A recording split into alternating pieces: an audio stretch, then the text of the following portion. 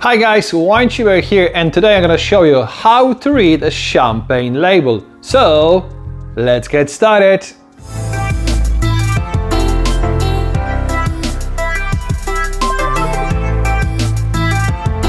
Before we start, many thanks to the Corkscrew Wine and Spirit Merchants in Dublin for helping me with this video.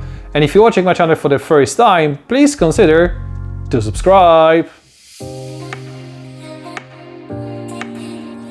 Our first champagne term is cépage, which means grape variety.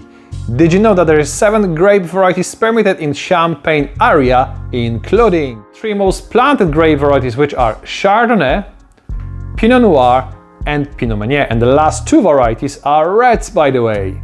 Followed by Arbane, Pinot Gris, Pinot Blanc, and Petit Meslier. But did you know that there's one more grape variety permitted in the Champagne area? This grape variety is called Voltis and is on trial period since 2022, so fingers crossed. There are 3 main styles of champagne, including Blanc de Blanc, Blanc de Noir, and Rosé. Blanc de Blanc means white from the white and is regarding to champagne produced from the white grapes only, in most cases Chardonnay. However, not always. On the other hand, champagne labeled as Blanc de Noir are produced only from the red grapes, including Pinot Noir and Pinot Meunier. Rosé is a pink version of champagne and in most cases is produced by blending white wine with small proportion of red wine. And finally, Rosé de Saunier champagnes are produced by macerating the grape juice on the skins, resulting that Rosé de Saunier champagne is richer and darker in color. Now we are moving on to the very important part of this video, which is sweetness levels of champagne.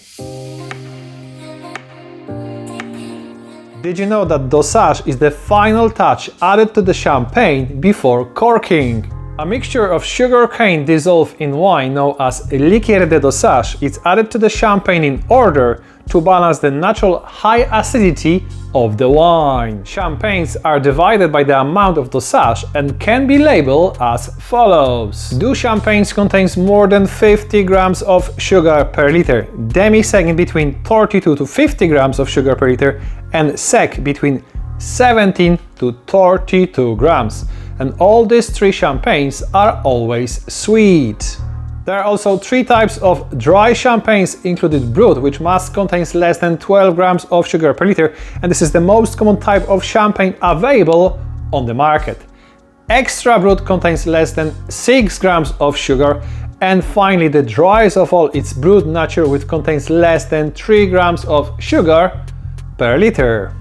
There's one more type of champagne, and the most confusing one, which is Exra Dry, which is in fact off-dry, as can contains up to 17 grams of sugar per liter. The Cru Classification of champagne was introduced in 1919. The goal was to set the price of the grapes in each villages at the harvested time and help the growers selling the grapes to the producers at the fixed price according to the terroir. However, the biggest issue of this classification was the fact that the Grand Cru status was given to the entire villages rather than the plot or single vineyard, like in Burgundy, for example. This is probably why in 2004 this classification was abandoned, meaning that the Premier and Grand Cru classification has no official value in Champagne. However, champagne houses can still use these historic terms. The word cuvée in French means tank or batch, but when it comes to the champagne, this term has 3 completely different meanings. First of all, it refers to the first pressed, best juice that then is used to make top champagne. Secondly, cuvée also means that the champagne is a blend of different grapes or blend of different vintages. Lastly, term cuvée can also indicate a prestigious champagne, such as Cru Grand Cuvée. By the way, if you'd like to learn more about this iconic champagne, click the link above or one in the description below.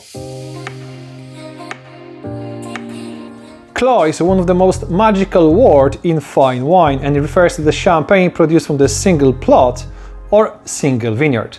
One of the best examples are Clos de Pompadour, produced by Pommery, or Clos de Gouas, produced by Philippona House. In most cases, champagne labeled as Clos are high in quality and unfortunately are not cheap.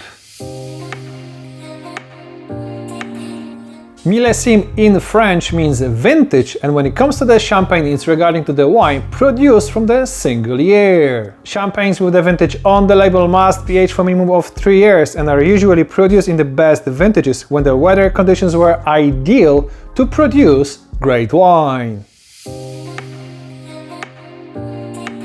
Assemblage is another term regarding to the blend of different grape varieties or blend of different base wines for the particular champagne. Some producers list the grape varieties on the back label, such as Champagne Gobiard. Récolteau manipulant is one of the most important champagne terms and is regarding to the grower champagne. Grower champagne can be identified by RM on the wine label and literally means that this champagne was produced from the estate-grown grapes. Opposite to grower champagne is négociant manipulant, which can be identified by NM on the champagne label. Champagne disgorgement in the simple term is a removal of dead yeast sediment from the bottle before a new cork is added, and this is one of the key processes in the champagne production. The date of disgorgement tells us exactly for how long wine has been aged on the lees in the bottle, and this term in French is called Disgorgement.